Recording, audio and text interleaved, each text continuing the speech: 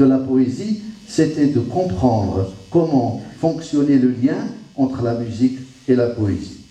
Donc, le peu de choses que je sais de la musique, c'est quelque chose qui n'est pas, disons, à classer comme les connaissances d'un musicologue. Le musicologue, son travail, c'est de comprendre le système musical. Le poéticien, son travail est de comprendre le système poétique. Il serait intéressant que le musicologue connaisse le système poétique. Et j'ai trouvé qu'il était intéressant que le poéticien connaisse, lui, le système de la musique. Malheureusement, en Algérie, sauf de rares cas, il y en a parmi vous ici, et eh bien, les musicologues de la musique dite andalouse, et que personnellement j'appelle musique arabo-maghrébo-andalouse, eh bien, les musiciens sont rares. Beaucoup de gens parlent de la musique arabo-maghrébo-andalouse, mais sans avoir fait ce que font les musicologues en Occident quand ils veulent parler de Mozart, quand ils veulent parler de la musique baroque. Ils font des études dans un conservatoire. Ils passent des années à percevoir qu'est-ce que c'est qu'un mode, qu'est-ce que c'est que ces notes de demi-ton, pourquoi la majeure, la mineure, et ils sont à même de vous dire pourquoi telle ou telle musique diffère, ressemble, etc. Malheureusement, en ce qui concerne la musique dont nous parlons, que ce soit au Maroc, en Algérie ou en Tunisie, mais plus gravement, je pense, en Algérie, nous manquons véritablement de musicologues. Alors, je ne peux pas faire leur travail, ce n'est pas le mien. J'ai essayé de jouer un peu avec la guitare d'abord, mais lui ne m'a pas connu à l'époque du oud, puisque grâce à Farid Ben Sarsa, j'ai changé disons, d'instrument et en même temps de sonorité. Mais cela me permet aujourd'hui de pouvoir parler du lien qui existe entre ces deux mondes. Alors, je reviens à celui qui me concerne, le Mouwachah et le Zajal. Allez, on va dire que l'Andalous, dont l'histoire commence en 711, par Ibn Ziyad, la conquête. Deuxième temps, 756, début de l'émirat de Cordoue, avec Abdelrahman Ier, al-Dakhil, qui va inaugurer une époque qu'on appelle l'Imara al-Umawiya, et qui va durer de 756 pratiquement jusqu'à 929. 929, l'émir qui était là, Abdelrahman al-Thalith, décide de rompre avec l'Orient et se proclame calife. Et donc on passe d'un émirat au califat. Donc Abdelrahman a été calife une partie de sa vie, de 912 à 929, et en 929, il décide de devenir calife, non pas à la place du calife, mais à côté du calife. Et il va faire quelque chose de très important. C'est qu'il va réussir à unifier la nation andalouse qui était séparée sur le plan linguistique, sur le plan ethnique et sur le plan religieux. C'est-à-dire qu'on avait plusieurs langues. La langue qui existait, la langue de l'élite, c'est l'arabe classique. La langue du peuple, c'est un arabe dialectal andalou, qu'un des spécialistes s'appelle Federico Corriente, est un des spécialistes, il n'est pas le seul, mais c'est un grand spécialiste de cette langue.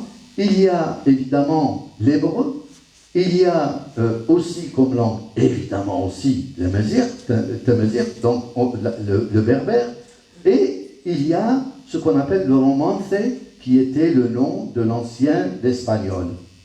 Alors, ces quatre langues coexistaient depuis le début, avec plus ou moins de liens les uns avec les autres, comme coexistaient les religions de ces personnes, l'islam, le judaïsme, le christianisme. Donc, coexistaient des peuples, leur langue, leur religion. Alors, ce qu'on peut dire, c'est que jusqu'à Abdelrahman Thalith, c'était une coexistence pacifique, mais pas vraiment une intégration des éléments entre eux. Et pour tout dire, la nation andalouse n'était pas encore née. C'est avec Abdelrahman Thalith qu'une nation va naître où les gens vont à la fois admettre que l'autre différent fait partie de la même communauté, tout en gardant leur particularité. Très intéressant pour ce qui se passe aujourd'hui dans notre pays. C'est-à-dire que l'identité n'est pas l'élimination de l'autre, mais l'acceptation de la différence de l'autre dans une communauté qui réussit à défendre un lointain et des perspectives qui sont bonnes pour tout le monde. Alors à l'époque, Abdelrahman, lui, l'a fait. Abdelrahman, on dit que lui-même est issu il est de descendance chrétienne, et que ses grands-parents étaient des chrétiens, et il paraît qu'il était blond aux yeux bleus. Et tout jeune, il a pris le pouvoir, et en 929, il réussit ce coup incroyable, donc il se proclame calife d'Al-Andalus, il rompt donc politiquement avec les Abbassides. Les Abbassides qui avaient pris le pouvoir en 750, qui avaient organisé la fuite de Abdelrahman Ier, c'est pour ça qu'il s'est retrouvé en Andalousie. Et donc voilà, Abdelrahman III va réussir à unifier ce monde. Pourquoi? Parce qu'il y a de la tolérance en ce moment, parce que lui-même en tant que calife ne va pas privilégier une caste par rapport à une autre. Le vrai dirigeant, c'est celui qui sait être le représentant de tout le monde. Il a su le faire. Et il a dit, moi je veux être le représentant d'Al-Andalus. Et curieusement, au moment où il réussit à établir une certaine unité de la communauté andalouse sur le plan politique, voilà que naît une forme nouvelle de poésie, le muwashah. Et ce n'est pas étonnant. Le drapeau politique, c'était Abdelrahman qui le tenait avec un califat en Andalousie, et les Washahoun vont eux dire, eh bien, jusqu'ici, nous avons suivi, imité les poètes orientaux. Les poètes orientaux fonctionnaient sur le plan poétique avec la qasida, le qasida al-amoudiyya, uhadiyat al-qafiya wa uhadiyat al-bahr. Vous connaissez tous le fonctionnement de la poésie classique ancienne. Cette ligne-là était appelée Bayt. En deux hémistiches, Sadr ou Ajus. Et à la fin du Ajus, on avait une rime qui m'ahna S, S, S. Sauf que, bien sûr, cette poésie était monorime. Et ensuite, elle était bâtie sur le même mètre, c'est-à-dire l'alternance de ce qu'on appelle des syllabes longues et courtes, taf'ilat, et donc toutes les lignes étaient identiques. Et voilà que des poètes décident de faire autre chose. Ils font ceci. Tab al-sabouh ya nadim, malat ghosoun al-yas, qadr al-nada hab al-nasim, et hop, ils installent une rime interne, ce qui n'existait pas. Dakhdaw qafiya dakhiliya, n'est-ce pas? Zad al-riyad husnan azim. Donc on a une rime en im, im, im. Et à la fin, مالت غصون الياس والقح جميع الغراس وحياة جميع الأنفاس. Rime en S, S, S. Et donc ils établissent un système qui fonctionne ainsi. Une qafiyya interne, on va l'appeler petit a, et une qafiyya externe, on va appeler grand B. Petit a, grand B, grand B. Et curieusement, à la quatrième ligne, d'accord,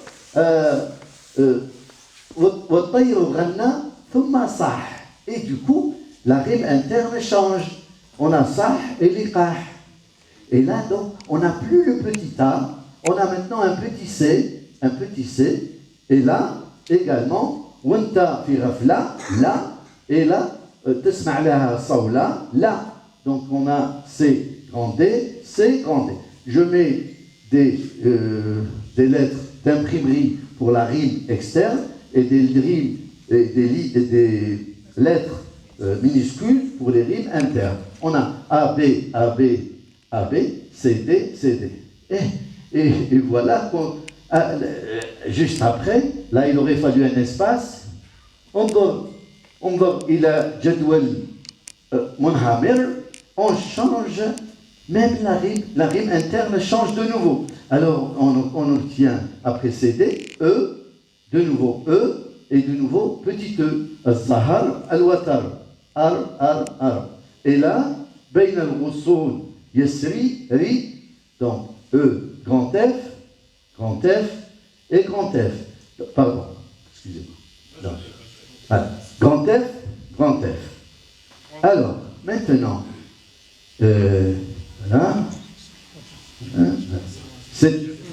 Non, c'est bien ça. Grand F. Et ensuite viennent les autres lignes. انظر إلى الفجر قد لاح mais on a déjà vu. On revient à petit c, الملاح petit c. Et là, مع رونق الفجر, donc on retrouve le pardon, ici. Wamla, pardon. Wamla, on revient vers le D. Laha Uyun Shahla, grand D. Eh bien, voyons comment ça fonctionne. On a une partie qui va changer de rime et une partie qui ne change pas de rime. Et en fait, l'unité, c'est ça. L'unité désormais, ce n'est plus la ligne qui s'appelle Beit, c'est les deux éléments qu'on va appeler Beit. C'est tout ça qui va s'appeler Beit. Et le deuxième, Beit l'awwal, ou hada le Beit al-thani, deuxième Beit. Les Français vont appeler ça la strophe. Eh bien, réjouissons-nous, ce sont les poètes arabes andalous qui ont inventé la strophe. Elle n'existait pas avant.